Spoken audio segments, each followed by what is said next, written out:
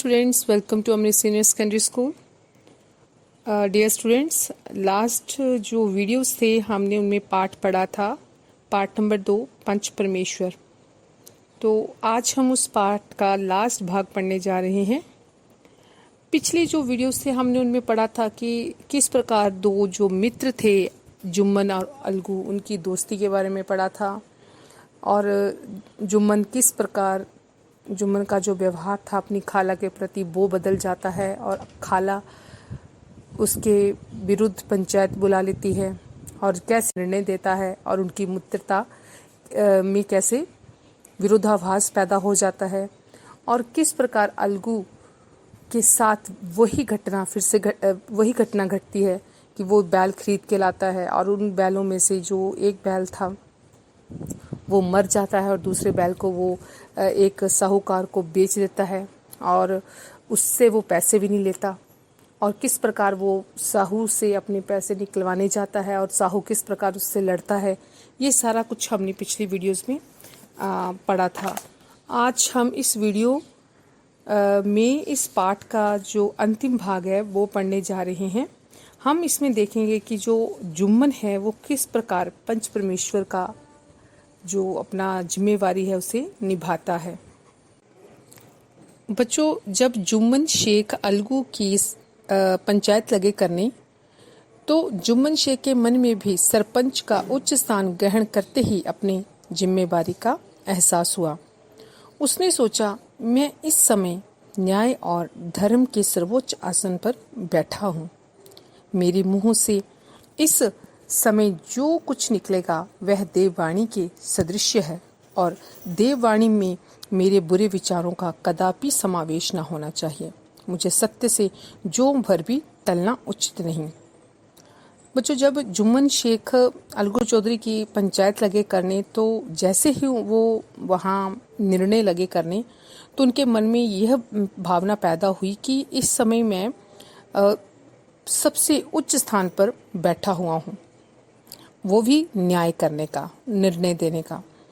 बोलते हैं कि जुम्मन सोचने लगी कि मेरे मुंह से इस समय जो भी शब्द निकलेंगे वो देववाणी के समान होंगे, मतलब कि भगवान के शब्दों के समान होंगे, जिसे सभी को मानना पड़ेगा। वो सही भी हो सकता है, गलत भी हो सकता है, पर मैं अपने विचारों को पर जुम्मन शेख बोलते, मैं अपने विचारों को कदापि अपने विचारों में बुरे भावों को आने नहीं दूंगा और निष्पक्ष फैसला करूंगा। निष्पक्ष होता है बिना पक्षपात के। तो पंचों ने दोनों पक्षों के सवाल जवाब करने शुरू किए। बहुत देर तक दोनों दल अपने अपने पक्ष का समर्थन करते रहे।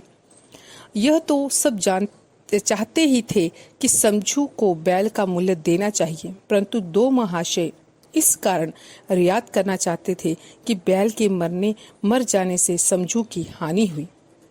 सभ्य व्यक्ति समझू को दंड भी देना चाहते थे। जिस प्रकार बच्चों हुआ क्या कि जब पंचों ने दोनों पक्षों से सवाल जवाब करने शुरू कर दिए तो बहुत देर तक एक दूसरे की उन्होंने बातें सुनी, पर लोगों का यही था कि समझू को बैल का मूल्य देना ही चाहिए अलगू चौधरी को। पर कुछ लोग थे जो थे समझू के पक्ष में कि समझू का भी बैल के मर जाने से नुकसान हुआ है तो उसे थोड़ी रियायत देनी चाहिए, तो जिससे फिर किसी को पशु के साथ ऐसी निर्दयता करने का साहस ना हो। अंत में जुम्मन ने फैसला सुनाया। बोलते हैं, लेकिन समझू कुछ व्यक्ति जो थे, सभ्य व्यक्ति जो थे, वो चाहते थे कि समझू को दंड मिलना चाहिए, ताकि उसने जिस निर्दयता से उस बैल से काम लिया, उसके खाने का चारे का कोई ध्यान न रखा, वैसी निर्दयता कोई और ना करे। तो अंत में जब जुम्मन ने फैसला सुनाया तो जुम्मन ने अलगू से कहा, अलगू चौधरी और समझू साहू, पंचों ने तुम्हारे मामले पर अच्छी तरह विचार किया। समझू को उचित है कि बैल का पूरा दाम दे। जिस वक्त उन्होंने बैल लिया उसे कोई बीमारी ना थी। अगर उसी समय दाम दे दिए जाते तो झगड़ा ही खत्म हो जाता। बैल की मृत्यु केवल इस कारण हुई है कि उससे बड़ा कठिन परिश्रम लिया गया और उसके दाने चारे का कोई अच्छा प्रबंध ना किया गया। रामधन मिश्र बोले, समझू ने बैल को जानबूझकर मारा है, अतएव उससे दंड लेना चाहिए। जुम्मन बोले, यह दूसरा सवाल है, हमको इससे कोई मतलब नहीं। झगड़ू साहू ने कहा, समझू के साथ कुछ रियायत होनी चाहिए। जुम्मन बोले, यह अलगू चौधरी की इच्छा पर निर्भर है, यह रियायत करे तो उनकी भलमनसी। अलगू चौधरी फूले न समाये, उठ खड़े हुए और जोर से बोले, पंच परमेश्वर की जय। इसके साथ ही चारों ओर प्रतिध्वनि हुई, पंच परमेश्वर की जय। बच्चों, जब जुम्मन शेख ने पंचायत में फैसला सुनाया कि जो समझू है उसे उचित दाम देने चाहिए, क्योंकि जब उसने बैल खरीदा था तो बैल को ना तो कोई बीमारी थी और ना ही उसे कोई उसकी बल्कि कोई उस वक्त कुछ भी ऐसी हालत ना थी। अगर उसी वक्त पैसे दे दिए होते तो आज ये झगड़ा ही ना होता।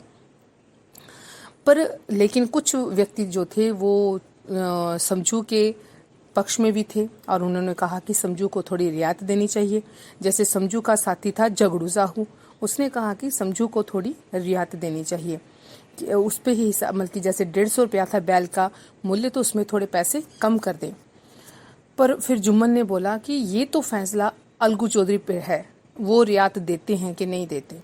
तो अलगू चौधरी ने जैसे ही जुम्मन के यह शब्द सुने और उसने जोर से बोला, पंच परमेश्वर की जय।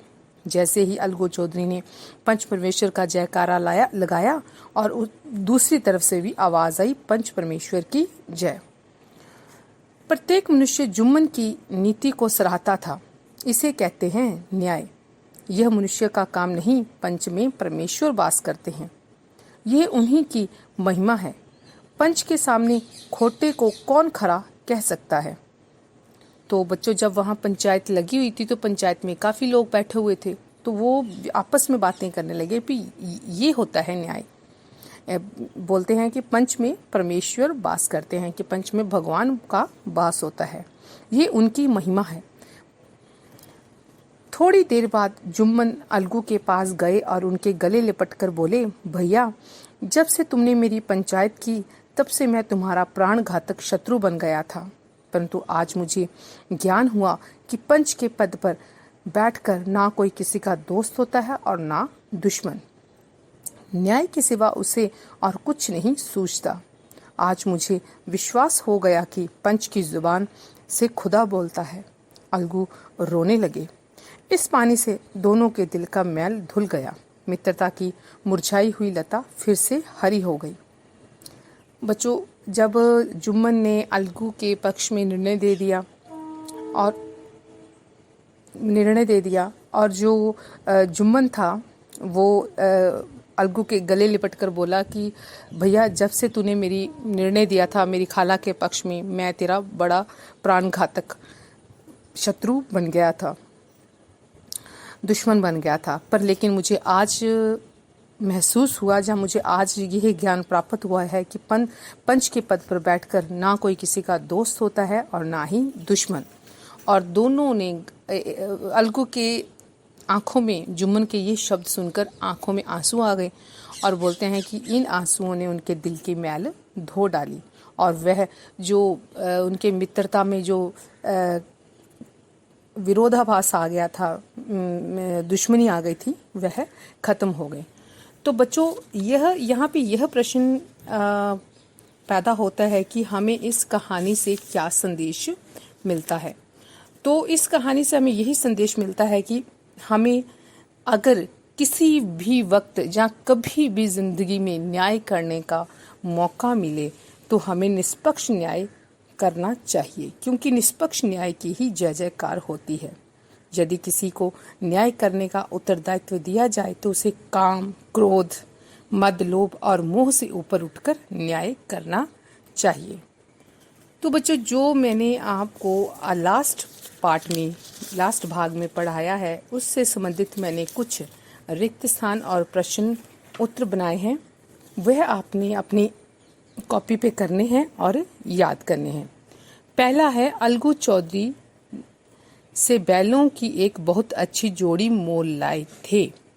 दूसरा है इसके सिवा गाड़ी पर कई डैश के थे। यही ज्ञान हमारा रिक्त स्थान पथ प्रदर्शक बन जाता है। बहुत देर तक दोनों डैश अपने अपने पक्ष का डैश करते रहे। डैश की डैश मुरझाई हुई लता फिर से हरी हो गई। प्रश्न है खाला ने पंचों से क्या विनती की। दूसरा है पंच परमेश्वर कहानी का क्या उद्देश्य है। धन्यवाद।